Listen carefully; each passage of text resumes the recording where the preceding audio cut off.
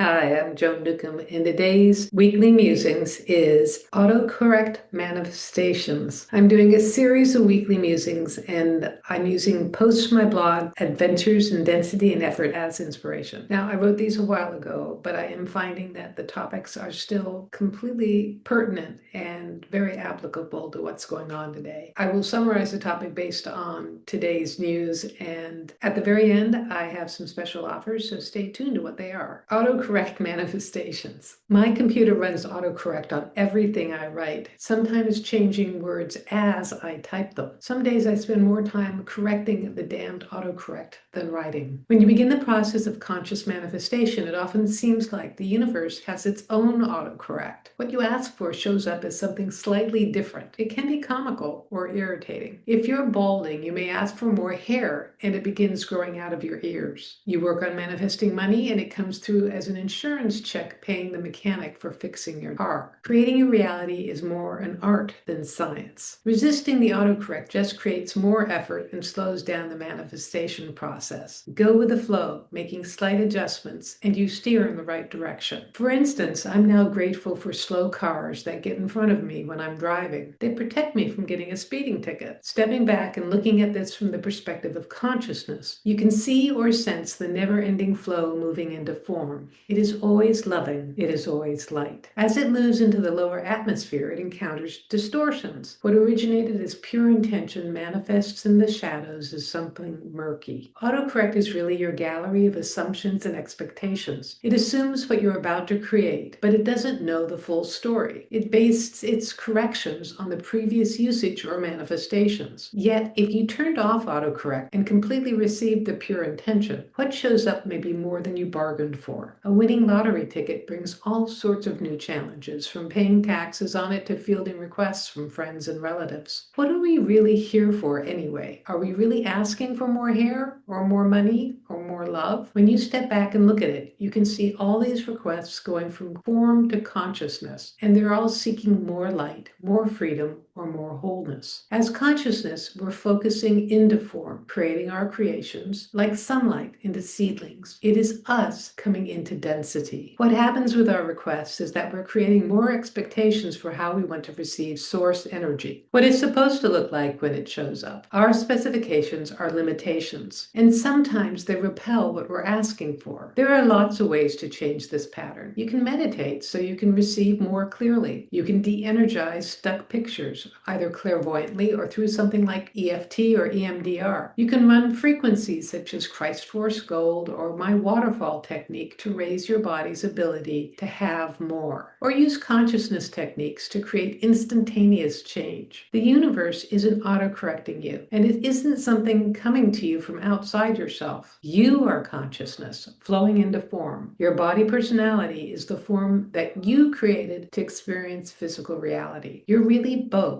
dancing with yourself. Shift your perspective to yourself as consciousness, and you're in agreement with all that manifests imperfectly perfect in your life. Play with this for the next 7 days and see what happens. And if you do, let me know in the comments. I'd love to read your comments. Well, I was just dealing with this the other day because I will dictate onto my phone various text messages and autocorrect will change what I've said.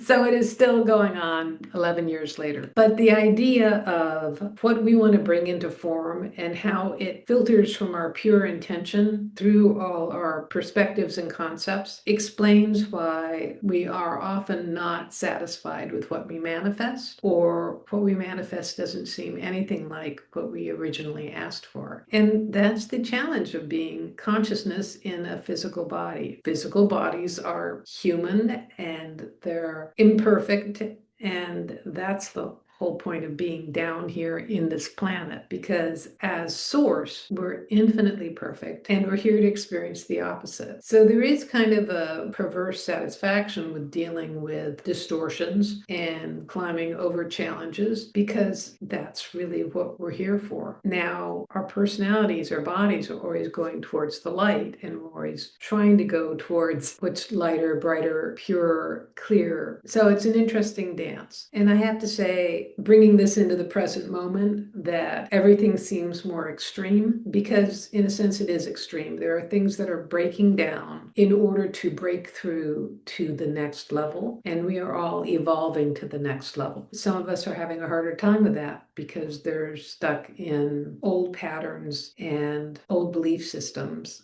that really keep themselves limited, and they're wanting all of us to feel limited as well. However, evolution doesn't go backwards, and we are all evolving towards the light, or we're actually all evolving, bringing our inner light out. So it'll be very interesting to see how it unfolds over the next period of time. If you like these videos, please share them with your family and friends and on your social media. And please click the thumbs up button, the heart button, the bell icon. Please like, share, and subscribe, because all of that and commenting tells the algorithm to get this out far and wide and to someone who really needs to see this information. And if you want a free sample of one of my consciousness techniques, click on the link below to the skybox technique. It'll give you a drone's eye perspective of what's going on in your life and in the world today. And if you want to learn how to do this for yourself, click on the link below to my self-study course. It'll give you tools and techniques to navigate your life as consciousness. And if you want to know more, my website is joan-newcomb.com, and there you can learn about my individual sessions. So go to my website, joan-newcomb.com, and I'll see you next week in a Weekly Musings.